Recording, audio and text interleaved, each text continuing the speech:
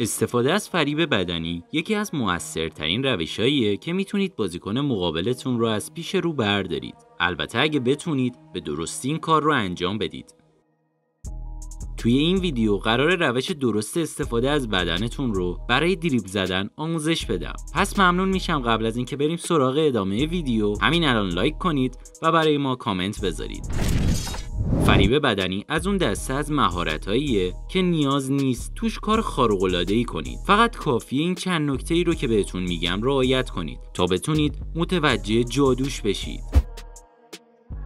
اولین نکته‌ای که باید رعایت کنید اینه که در جای درستی از فریب بدنی استفاده کنید تا تاثیرگذاریش بر روی بازیکن حریف بیشتر باشه.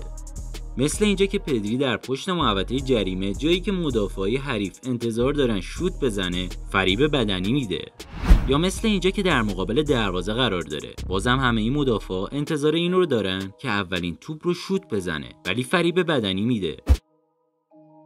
نکته دوم نحوه اجرای این دریبله. شما اگه میخواید فیک شوت بدید باید دقیقاً استایل شوت رو بگیرید به این صورتی که میبینید و در آخرین لحظه اقدام به تغییر مسیر کنید.